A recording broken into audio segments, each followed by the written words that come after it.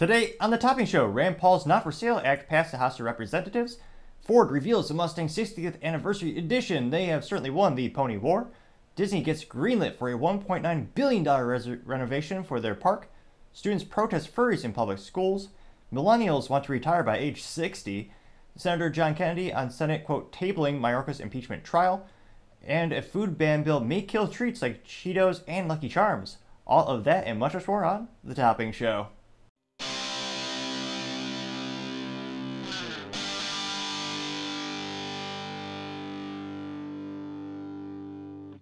Thank you everyone for taking the time to tune in today. Today's episode of The Topping Show is proudly sponsored by Topping Technologies. Topping Technologies is an IT value-added reseller and services company with a special proficiency in IT security. Heck, I see their founder at least twice a day. I guess he's quite handsome and brilliant. He's me, you see, that's the joke. If you're an IT leader or a business owner, you can reach the team at sales@toppingtechnologies.com. Also, trying to get to 4,000 subscribers by the end of the month, so if you could click that button and tell your friends, I would greatly appreciate it. Now going over to the business part of the podcast, you have the Ford Mustang 60th anniversary to debut with a special trim, the champion of the Pony Wars. It is, I think definitively, we can say that Ford won. Back in the day, you had the good old Chevrolet Camaro, you had the Dodge Charger, the Challenger, but unfortunately in General Motors' infinite wisdom, that's a joke obviously, they decided to kill the iconic Camaro, good old stick-shift V8 vehicle, and turn it into a EV two-door SUV. Brilliant idea, General Motors. Brilliant idea. Even though hybrids is the fastest growing category of automotive, GM must still go EV. That's a good idea. And then you have the new Charger that's going to be electric and a straight six, which for a BMW, a straight six engine, phenomenal. They perfected that thing for decades. But if you're used to the good old Hemi, good old V8, a muscle car, and now you're going to do a straight six, that is anemic and disappointing to say the least. So I think it's fair to say that the Mustang did in fact win the Pony War. Unlike its competitors, it's also the only one that has never been discontinued. Don't get me wrong, there's been some horrific, ugly designs throughout the years, and the EPA certainly kneecapped most vehicles during the gas crisis in the 70s, so output was darn near to nothing. But the Mustang always pressed on. The Camaro was canceled, I think, 2 or 3 times throughout the years.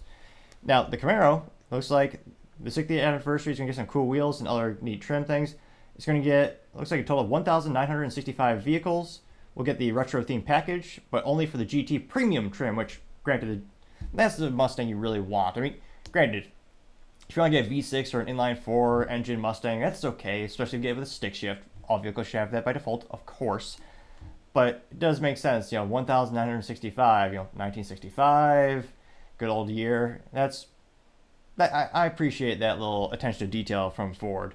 Now, this is brought to us thanks to Chris Smith over at Motor1.com.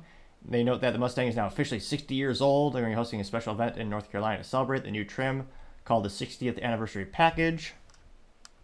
And scrolling down, they said that, for the record, this is only an appearance package, but for its credit, it is a pretty sharp uplift that stands out without being too subtle in your face. The wheels are likely the first items you'll notice. The 20 inchers in a simple 5-spoke pattern that draws heavily from the 1965 designs. It's a refreshing change in an era filled with complex, quote, snowflake wheel designs. Of course, there's more than this package. There's a shiny set of wheels. Get a little funny little pop-up video there. There we go. Now I can actually see a little bit of that good old pony. Or if it's easy to make it. Let's see here. No. It's got to be a way to make it full screen. Well, not so much. Really? Disappointment. Come on, Motor1.com. Try one more. Slightly better. A lot more angular than the older Mustang models. Yeah, there's got to be a way to get rid of that side banner. No? Alright, apologies for that. I got two pop-up banners. Ironic, they have a Kia pop-up banner above this Mustang collage of pictures and article. Looks like they got a nice little placard, maybe a faux carbon fiber or a real carbon fiber dashboard or dash pieces. Good old 5.0 badge. The wheel rims look pretty good. It is oddly reminiscent of the old, 1965, the 60s era Mustang. They look pretty cool. Nice little subtle, little decal. It says 60 years on there, or maybe it's paint. Go really fancy. The face of the Mustang. I wish they did a compilation of a side-by-side to the original 1965. Face looks a lot more aggressive. And you got a little, the GT, and it says 60 years, riding on a little placard. Interesting. Not too bad for a convertible. Yeah. That's cliche to say, but... Oh, here we go. Here's a nice close-up. Oh, nice. And they have the juxtaposition to the original Mustang rim. That is really neat. Plays on nostalgia for a little bit. You got the little center cap, kind of reminiscent. They got rid of the little rectangular banner behind it. That's not too shabby, Ford. And of course, kind of cliche, but of course you have the red, white, and blue, different color schemes to the vehicles. The ultimate American sports car, since, again, it's seemingly the last good sports car you can get in America, or, American-made, quote-unquote, that still has 3 pedals and a V8, as all sports cars and pony cars should have by default. Unfortunately, those are becoming rarer and rarer and rarer. Now, we go back to the article here. Scrolling down a little bit more. Nothing too crazy. They tell you that the 5.0 liter V8 makes 480 horsepower, driving the rear wheels with either a 6-speed manual or a 10-speed automatic. Ugh. Now, granted, you know me, I'm a little bit of a purist when it comes to automotive experience. I would only ever buy a vehicle with a stick shift, and aka having 3 pedals and manual transmission, the best, most fun you'll ever have driving experience, bar none. So I understand they offer the automatic, but I don't know. To me, a Mustang should always have a stick shift. I mean, it's just so much more fun. They note that if you want the package on an EcoBoost or a standard GT, you're out of luck. It's only available in the GT Premium trim. At least you can choose between a convertible or a fixed roof. Now, not related to the anniversary package, comes the new Heritage Gauge Cluster for all 2024 Mustangs. Looks like the gauge cluster, that looks pretty cool. Of course, it's digital. It could look however the hell you want. They just, well, that's ironic. So now we have a pop-up banner for Cadillac, which, yeah, talk about night and day in terms of, it looks like they're advertising a Cadillac SUV versus a Mustang. I'm not sure how effective that pop-up banner is. So, nice try, GM, for your attempted advertising. So it looks like they got some old, the old style little dials where you got the little actual needles on the dash. It's got a tire pressure gauge indicator, which is nice. I can't believe my modern car doesn't have that. It looks, I'm sure it looks beautiful, seeing it in person with an OLED. But that dash design looks pretty nice. Not too shabby. And of course, it says obviously they'll only build 1,965 Mustangs with the 60th anniversary packages. Obviously, it's when it debuted. Pricing will be announced towards the end of the year when it reaches dealerships as a 2025 model. So not too shabby. Ford looks pretty interesting. Now that being said, it's great news for Ford investors and Ford shareholders. Obviously, going to be a pretty profitable endeavor to have this trim package. When, I mean, don't get me wrong, there's a big upfront cost when it comes to castings, and I'm sure it's going to be a pretty penny to actually have the castings for the rims, unless they're simply CNC'd. And it's just a couple pieces of plastic. I appreciate the gesture, though. I wish they did maybe a little bit more. I mean, maybe bore out the engine, make the engine a little bit more powerful. But nevertheless, it's pretty cool. Probably pretty profitable. Maybe cost a couple $1,000. I mean, if you had your choice, would you pay for a little bit more to get this special edition? And how much would you be willing to pay for the last remaining muscle car? As always, I'd be fascinated to hear what you have to say.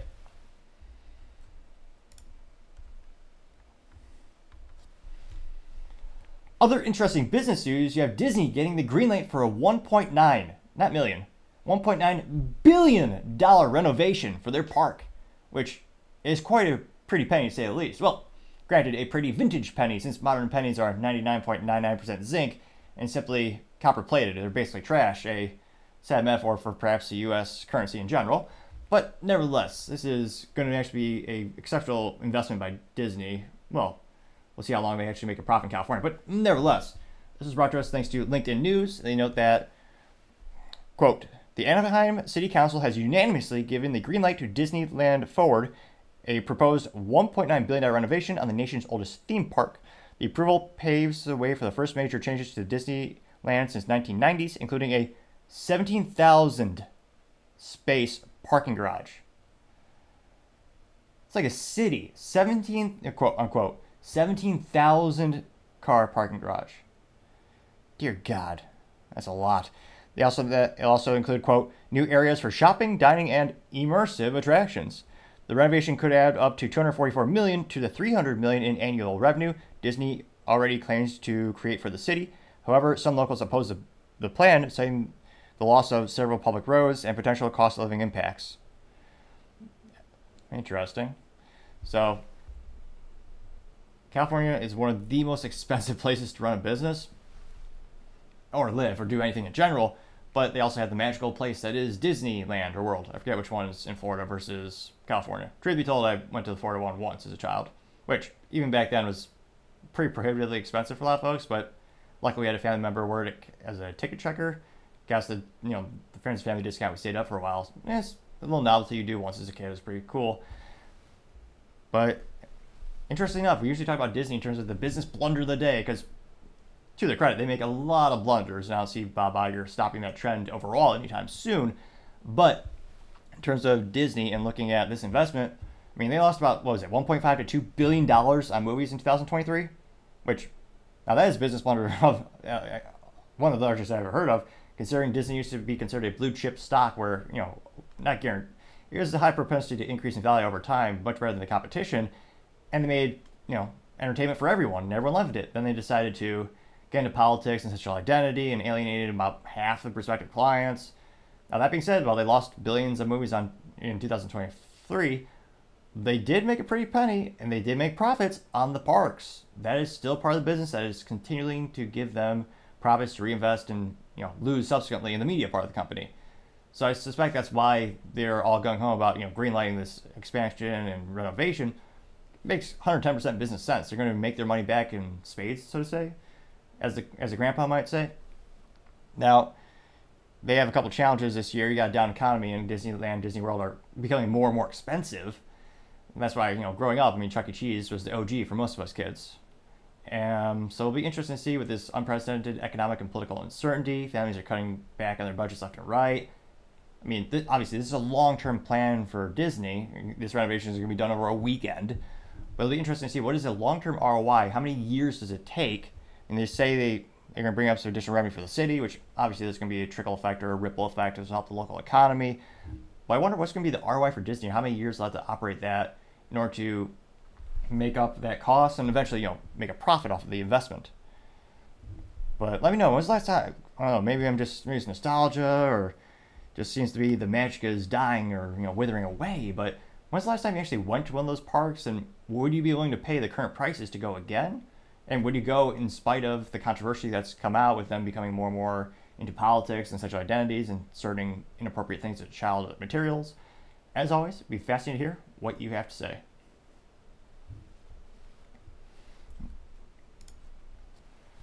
Going over to the culture part of the podcast, you have students protesting allowing furries inside of schools. Reason 9,558,127 to not send your child to a public schools. In addition to the teachers' unions raising the cost while decreasing performance, having ACT scores at a 32-year low. And yet the teachers' unions say they deserve more money for reasons. Now, this was brought to us thanks to Libs of TikTok. And specifically, she said, quote, students walked out of Nebo School District in Utah to protest the school for allowing furries to terrorize other students. Students claim that the furries bite them, bark at them, and pounce on them without repercussion. However, if they defend themselves, they get in trouble, unquote. Which, given public schools, not too surprising, although, yes, absolutely horrifying. Now, let's see. Go ahead and play this really quick here.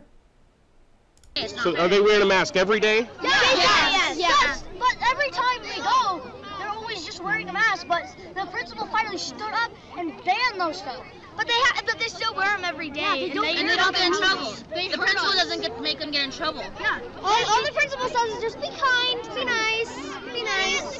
And then what's the point of dressing up like? Yeah, be kind and be nice to the furries. But if you pray, heaven forbid, if you pray in school, you'll get in trouble. You'll be ostracized. The teachers will crack down on you.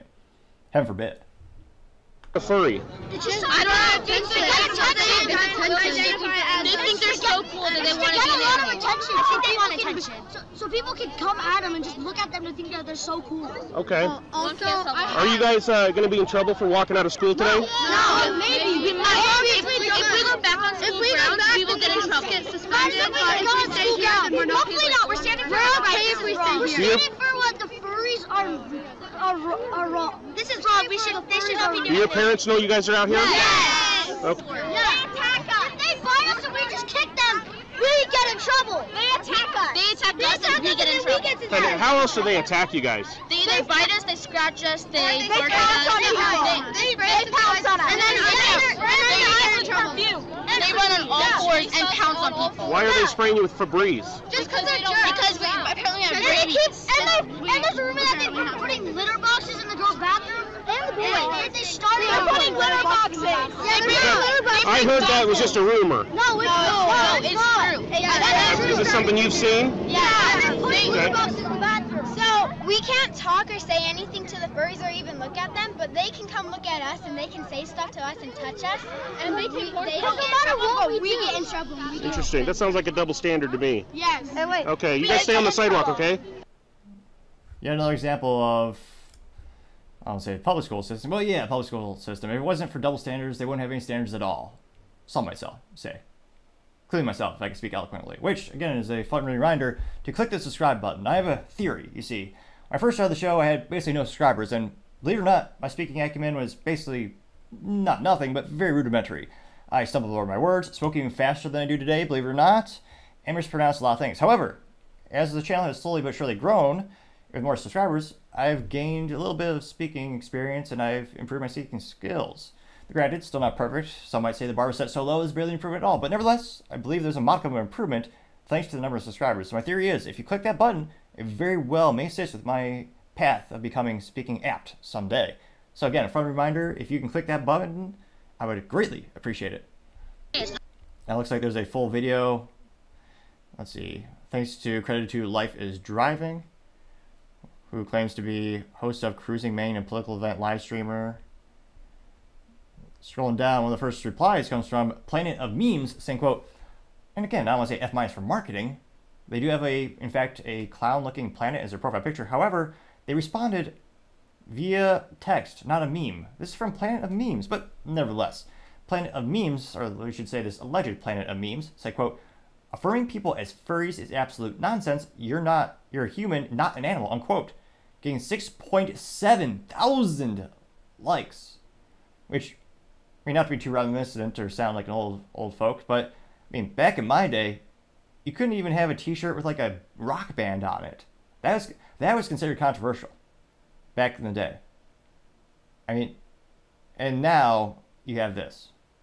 Now, I think the only surprise from this whole segment and seeing this in the news is that it's not happening in Los Angeles and San Francisco. If I were to guess, like roll the dice, like where do you think this is happening, Topping? I'd probably say, well, I mean, probably not Texas, probably not Florida, probably San Francisco, probably over in California, right? No, it's in Utah. Even more ridiculous or bizarre.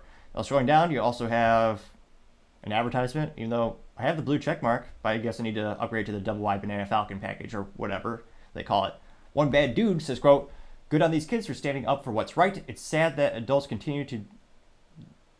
be counted on to do so, unquote. Gain 3.5 thousand likes. And again, bringing up my speaking ineptitudes. I know. Click that button. It might very well assist. Paul Zupa saying, quote, good for these students. The furries need to seek counseling and child protective services, need to visit their parents. Clearly, there's something wrong when a human goes around pretending to be a dog. Any school that allows this should be shut down, unquote. Getting 3.2 thousand likes. Yeah, Liberty NH saying true, and it's a picture of a bulldozer with a trans flag and a pride flag on the main roller, and it's rolling over a bunch of stick people, and the people labeled are women's rights, children's health, LGB, and women's sports and spaces and awards. That got 1.9 thousand likes. Liberty NH also says accurate, and this is the slippery slope in pride colors for the text. And it says, let us get married. Then it's bake your cake. Then it's use our pronouns. Then it's allow minors to dance for us in drag. Then it's let teachers choose your child's gender. I got 2.8 thousand likes. And as comical as it might sound, that has happened in some public schools where they actually will give students prescriptions and help transition them without telling the parents.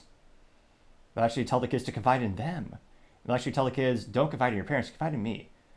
Which, again, is one of those creepiest, morally vacuous, evil things I think that a teacher could possibly do. And reason 9,958,769 to, again, homeschool your kids. Not all public schools are like this. You always have the asterisks. I have a couple of teachers who are exceptional, and I respect them. They do some great things. That being said, there's a lot of indoctrination, and statistically speaking, some of those evil things happen in public schools. Even more often than churches. That's a common misconception.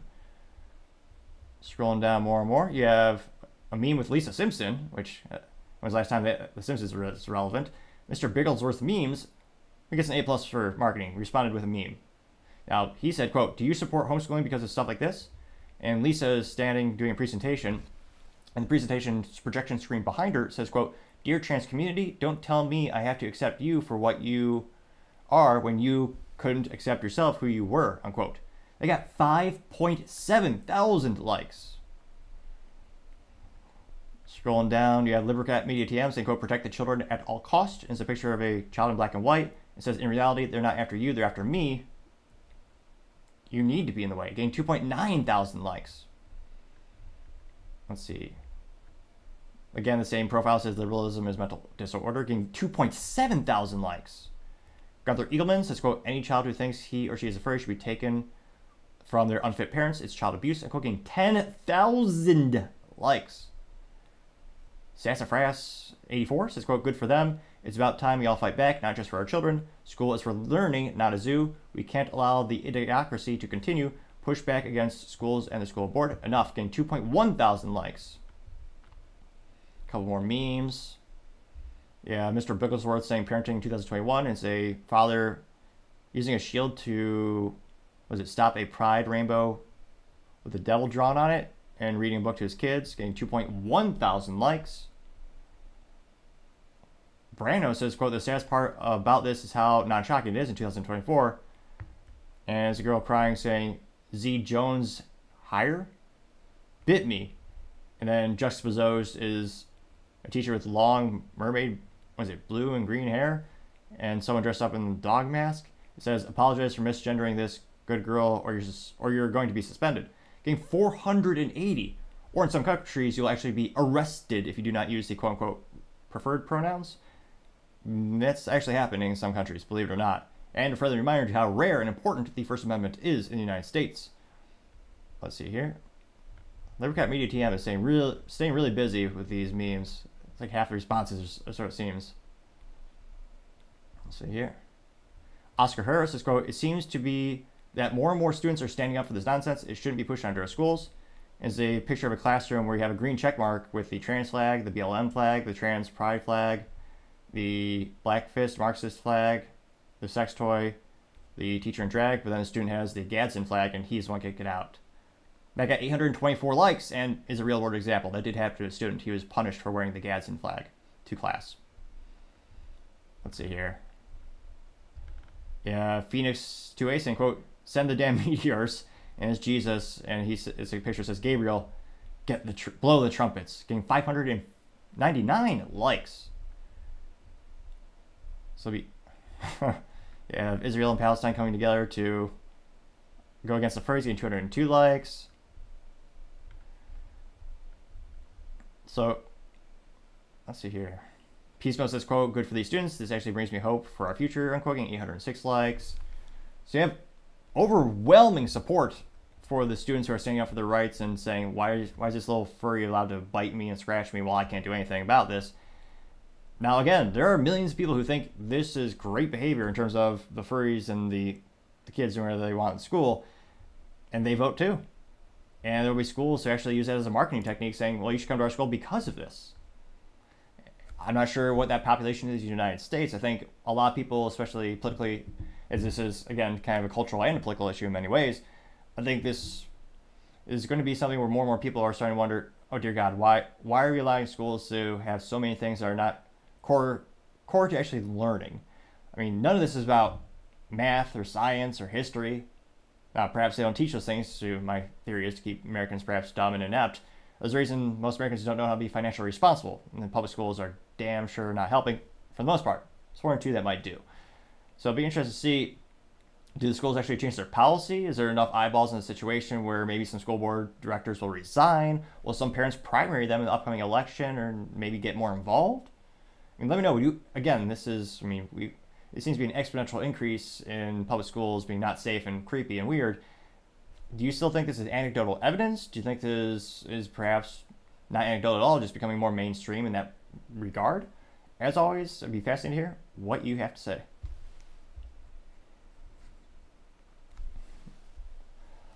Other interesting cultural news, you have millennials want to retire by age 60. Which, I thought this was like a stand-up bit, like a comedic thing. But no, they really think that. Granted, I'm a millennial, and I'm not foolish enough to think that. Not just because our country is broke, but also because the government keeps stealing from us via inflation. On the left and the right, they just keep printing money, whoever's in charge, some more than others. But unless you completely deregulate the market and go back to the gold standard, you'd have to do so many things to fix our country, fiscally speaking, well, in other ways as well. I don't think it's at all possible for the average person to retire at age 60 or in general. I mean, we used to be able to sustain a nuclear family in the United States with a single income. Thanks to the government causing inflation, now I was about to say companies, a family could be considered a little business in a way, but a lot of families, they have to have dual incomes just to get by. And look at your grocery bills lately. Look at my grocery bills lately. I mean, it's astronomical. Every day things just get worse. I mean, California has gas like $6 a gallon. Now, granted, that's kind of a separate weird country in and of itself, but the cost of everything just keeps going up. Now, this was reported actually on USA Today. And again, I thought it was like a Joe Rogan joke or something. This is actually, so Mr. Daniel Device actually did a report and looked into some millennials. He said, oh yeah, we think we can retire by age 60. Now, they say that millennials want to retire by age 60. Good luck with that, unquote. They said millennials have endured a series of financial setbacks from the dot-com bust to the COVID pandemic. Let's see here. Now, they say the average millennial is 30-something at an age by which most of us are well-versed in ups and downs of financial life. It may come as a surprise, then, that the average millennial expects to retire before 60, a goal many cannot afford to attain. They note that in a February poll, YouGov asked millennials when they expect to retire. The largest share, 30%, chose the age range 51 to 60, while another recent survey by Principal Financial found the average age millennials expect to retire is 59. Other retirement surveys find millennials planning to work well into their 60s, yet taken together, their report suggests a clear pattern.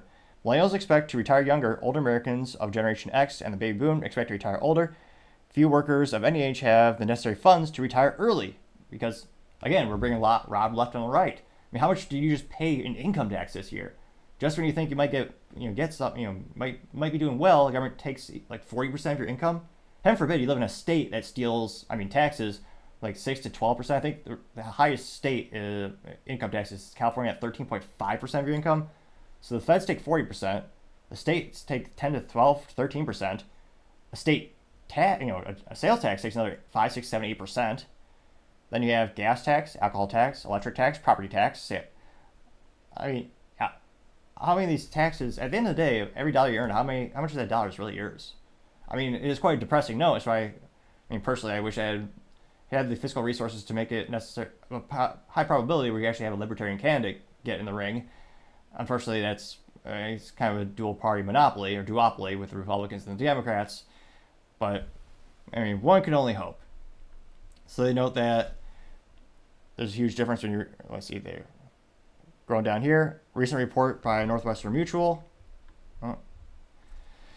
found that millennials believe that they need $1.65 million to retire comfortably. To date, however, millennials have amassed only $62,000 in average retirement savings. That leaves a retirement gap of more than $1.5 million.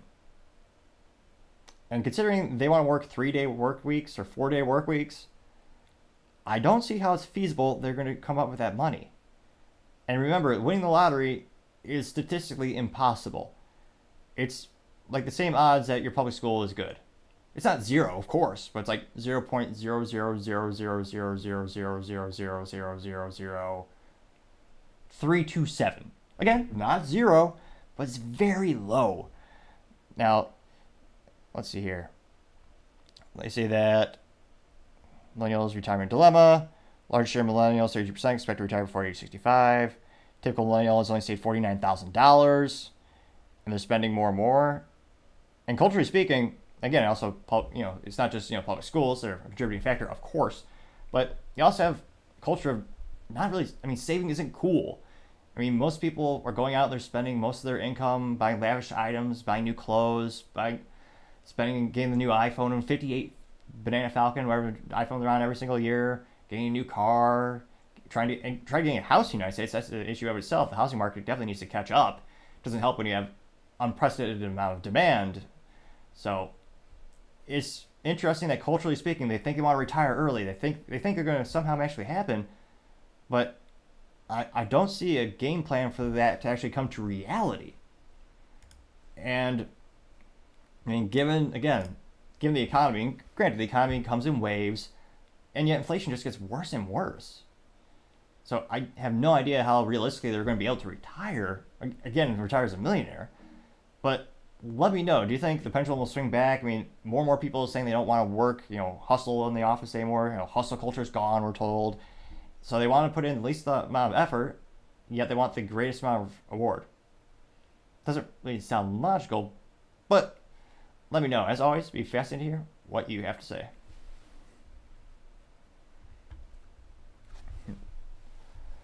Now going over to the political part of the podcast, you have Senator John Kennedy on the Senate tabling Mayorkas' impeachment trial, which begs the question, who is Mr. Mayorkas?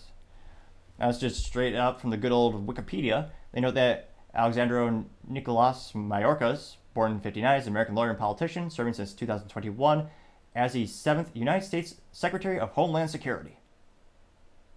I didn't even know he had one. I'm kidding, I know he did, but has he really done his job? We had 7.1 million illegal aliens across the board in the past 39 months, which again is a greater population than a majority of states in the United States. I'm not sure. Perhaps maybe he is inebriated by drinking Bud Light, or maybe he's just checked out. He's on vacation throughout the year. But do you think our country is really secure right now? I would love to hear his justification for his job. Show me, what have you done to mitigate those problems? Seemingly nothing. In fact, the federal government has tried to make it worse in many cases, challenging the great country, or some might say the state, of Texas, or Texas, if you pronounce it properly. So I can't fathom how he thinks he's doing a good job. Maybe I'm wrong. Maybe he's just doing so exceptional we've never heard about it. No, obviously not. No, absolutely not. But let me pull up the other article here. So this is coming, again, thanks to thanks to X Twitter. And this is actually coming from Kyle Becker. Now, Kyle Becker says, quote, Senate Majority Leader motion to table the impeachment trial of DHS Secretary Alexander Mayorkas succeeds by majority vote. Senator John Kennedy, Republican from Louisiana, objected the, quote, awkward position that the Democrats put Republicans in by motioning to adjourn impeachment proceedings until noon, April 30th. And we'll see, play this video here. I was going to say, DC might be a swamp, but at least they have a modicum of I was going to say goodness, not really. Modicum of fashion sense. They still, as some might say, as all men should, always suit up. So at least there's something. Without further ado. 49, the nays are 51. The motion is not agreed to. The pending order is the motion made by the majority leader on the point of order. Madam President. Senator from Louisiana. Madam President, I have a motion. I think my motion takes precedent. Having heard Senator Schumer's serious allegations, which in my judgment are specious, about the constitutionality of these impeachment proceedings, we find ourselves in the awkward position, because we're in impeachment proceedings, of being unable to discuss in public the merits of Senator Schumer's claim, and at the same time, my Democratic friends have refused to go into closed session, so we can't discuss it. So for that reason, Madam President, I move we adjourn this court of impeachment immediately until 12 o'clock noon on Tuesday, April 30th and I ask for the yeas and nays. Is there a sufficient second? There is a sufficient second. The clerk will call the roll. Scroll down really quick. And went viral to say the least. It got 1.9 million views and 2.4 thousand likes. Some of the first comments being Kyle Becker saying, quote, Senator Kennedy's motion went to the yeas and nays. Once again, the motion is not agreed to. McConnell then rises and makes a feeble objection, getting 194 likes. John S. says, quote, what was the point of Cruz or Kennedy's idea? I can see from Cruz the votes that they are in lockstep for a trial, so just do a short trial, getting 65 likes. Kyle responded saying, quote, my personal view is to ratchet up political pressure in the Senate, Democrats, so they can't just quickly brush impeachment under the rug and move on, getting 284 likes. Stop Woke Culture says, quote, shame on every single Democrat senator, vote them out, getting 323 likes. Doggy Dot says, quote, time to vacate Johnson and shut down the government. Just proves nobody is working for the people and the best of intentions of the USA, getting 155 likes. Festivus 96 says, quote, this is what happens when you pretend to live in a republic but actually live in an oligarchy. Your leaders get tired of pretending, getting 180 likes. Lisa says, quote, cowards, pathetic, weak, and morally compromised. This Senate has no business calling themselves, quote, the most important deliberative body in the world. They are compromised by money and power. Disgusting, and quoting 189 likes. Jamie Girls says, quote, the Senate Dems have many constituents who want Mayorkas impeached. The border crisis affects everyone. I'm quoting 99 likes. Well, it affects some states more than others, and there's actually a lot of advantageous value in terms of using them to boost your state in terms of getting more people in the House of Representatives and getting more voters, and just kind of say, oh yeah, you can vote, you don't need an ID.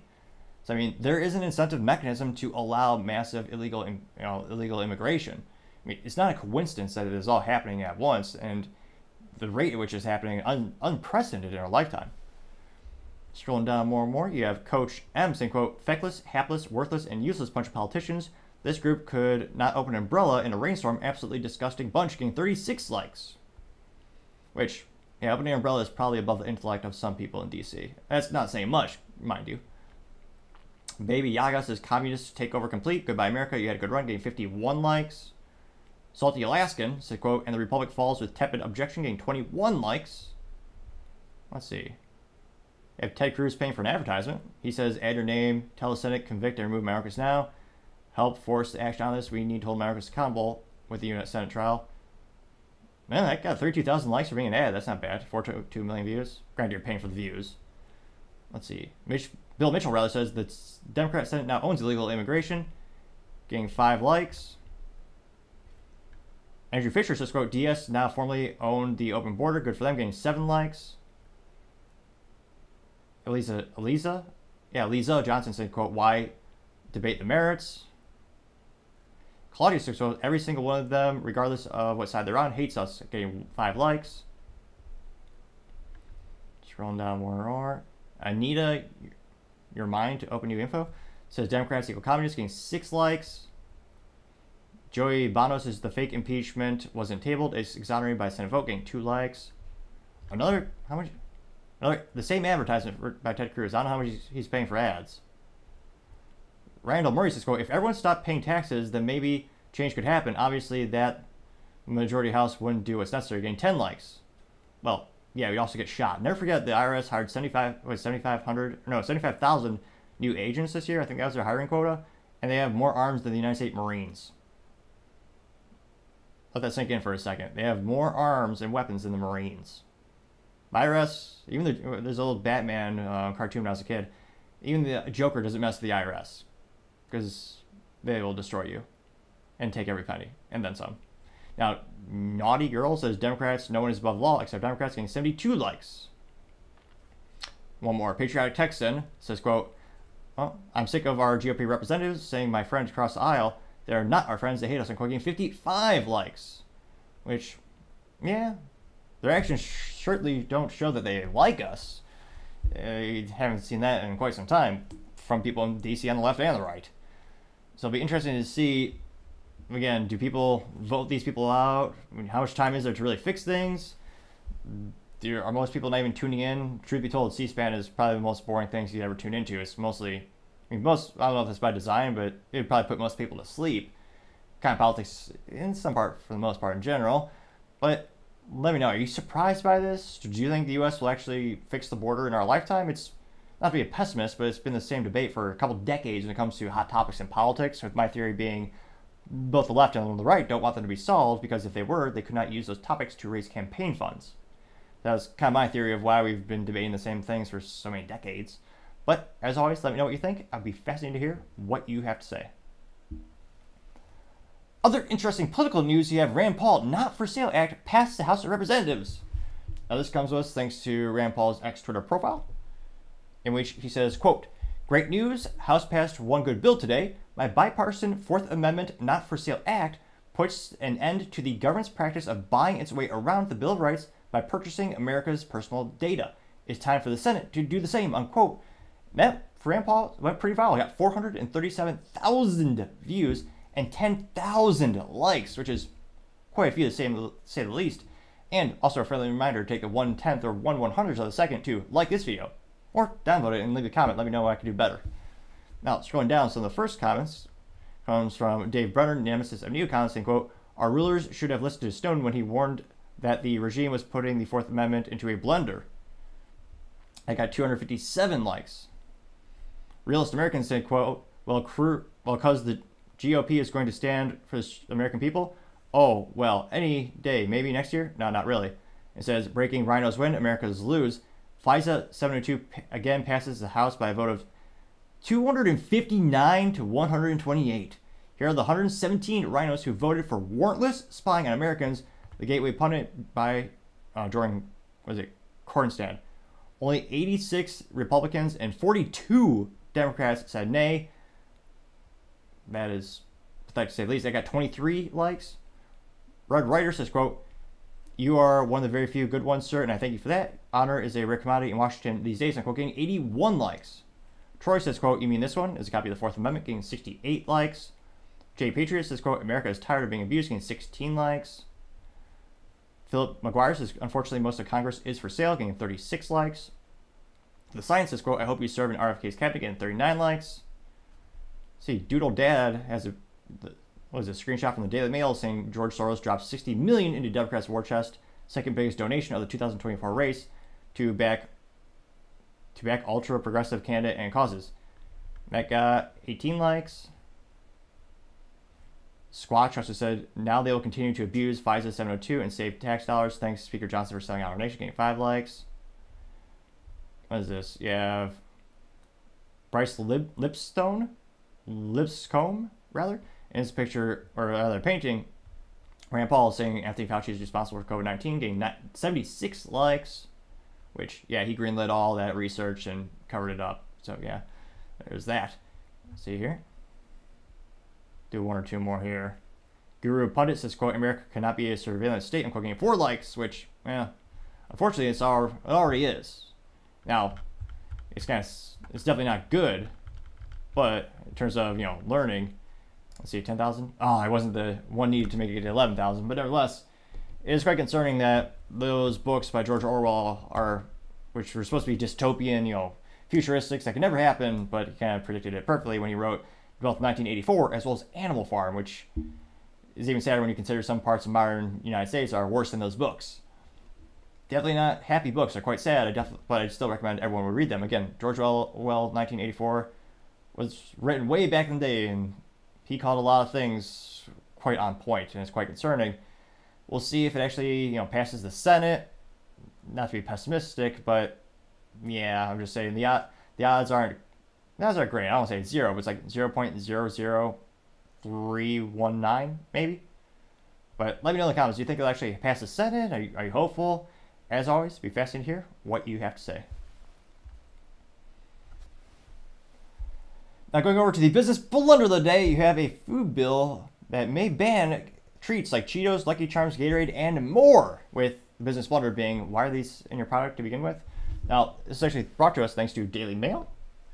And they note that, quote, "Thousands of everyday snacks that face being banned in multiple states because their ingredients are linked to cancer, including products such as Flaming Hot Cheetos, Lucky Charms, and Gatorade." Granted, those are all like basically candy you don't need in your life, but again, I know kids like it. They note that legislation is being advanced in Democrat states over health concerns. Many of the additive targets have already been outlawed in Europe. I wonder if I can get rid of this advertisement. Not so much. They note that the bills in multiple states could see thousands of Americans' favorite candies, snacks, and sodas banned in their current form. Last October, California approved the historic Skittles ban, which outlawed 4 food additives linked to cancer and fertility issues, which is perhaps one of the most hypocritical things California could do, considering they believe in the sterilization of children, and yet they care about fertility issues with Skittles. Interesting. Granted, if it wasn't for double standards, there wouldn't be any standards at all for most of California. They note that now New York, Pennsylvania, and Illinois have advanced similar measures, targeting a total of 13 additives that again are already banned in Europe, European countries over alleged health risk. New Jersey and Missouri are also considering the bans. If passed, would force the companies to change their recipes or face legal action. Now, some of the candies include, is that Fruit Loops? I mean, that is just pure candy. So something in Fruit Loops, Lucky Charms, Tricks, which again is a terrible, well, not just terrible, I wouldn't even call it food, a candy in a box. Also teaches kids to be mean to rabbits and not share, which perhaps is why so many Americans are greedy or they don't share. But nevertheless, apparently it has yellow 6, which has been linked to adrenaline tumors in rats and suggestions could cause hyperactivity. You have, what is this other one here? Let's see, that's yellow 5, yellow 6 can cause DNA mutations in white blood cells within 3 hours. I need to see the more research on this. And that apparently is in, what is that? That's in the Cheetos. You have titanium dioxide, which is linked to lung cancer in rats when airborne, but disputes over evidence. That apparently is in Doritos and Ruffles. You have Blue 1, which allegedly is concerns could cause kidney tumors and damage nervous cells. That's in Oreos. I haven't had that since the 90s. Anyway, I guess that makes sense. I guess that is still a dessert for some folks. You have Red 40, which in Europe, products must carry a warning label. Looks like that's in a cake mix. Then you have food dyes linked to cancer and hyperactivity in Mountain Dew and Gatorade, which, again, just candy in a can, or in this case, more accurately, a plastic bottle, or as Americans might say, bottle. Again, sometimes pronunciation eludes me. You also have Yellow 5, which cancer cells grow faster than when exposed in a study. That looks like it's in the Tostitos, what is that, the nacho cheese dip, which I'm pretty sure is just a derivative of nachos. I'm not sure how much real cheese is in there, to be honest. Then you also have Red 40, which contains benzene, which is linked to, what is this, blood cancers and causes hyperactivity. That looks like it's in pretty much every candy, every box office theater candy. You got Swedish Fish, which, spoiler alert, they're actually made in Canada, I think. It's not Swedish at all. So Swedish Fish, M&M's, Sour Patch, Hot Tamales, Nerds, Juju Beans, and Skittles. Talk about nostalgia. When was the last time you actually got a box of Juju Beans? I don't remember that. Scrolling down here. Now, they note that Brian Rowland, the director of Food and Safety at Consumer Reports, a campaign group which has championed the ban, says, quote, "There's no consumer confusion on this issue. They want these chemicals out of foods." It looks like the states, California, Missouri, Illinois, Pennsylvania, New York, New Jersey. This guy's confused. What's up with this box of Tricks? I shouldn't share it with my friends. That's what he's thinking. I'm telling you. So again, it'd be interesting to see how much definitive proof there is and what the sample size is of these studies. Unfortunately, I'm not seeing any links where they actually elaborate to it. But again, there's not a direct correlation between lab rats and people. I understand why, that's usually one of the first tests they do for many medicinal purposes. I understand there's a reason they use them. But to have these chemicals in your products for so long, and again, I'm not sure if it is a cost or logistics or what the reason is they're not using natural additives or all their alternatives. But again, this is they estimate like 1,000 products that they're going to have to change out their formulas. Now, granted, these appear to be mostly dyes, so I don't think if they do change them, I don't think it would necessarily change the taste or texture of any of these products. But again, more and more of these countries and states are starting to ban them. It certainly is a good thing for these companies. Even if let's say it's not true in terms of the negative ramifications, which I think there's a little bit of evidence to show there is, it would make the company look a lot better. They just came out with a statement saying, "Hey, we listened to your feedback. We're going to look for natural alternatives." Granted, I know that might increase the cost, but the optics would look a lot better if they got in front of the situation. It'll be interesting to see if maybe in courts they have their lawyers, evaluate larger studies or, try to challenge this.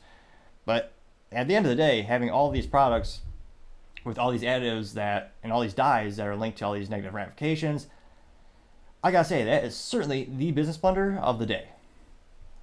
Thank you everyone for taking the time to tune in today. Again, I'm trying to get to 4,000 subscribers by the end of the month, so if you could click that button, I would greatly appreciate it. Also, leave a thumbs up, thumbs down, or comment. It's a great way to give me some additional feedback, letting me know how I can make the show better and better.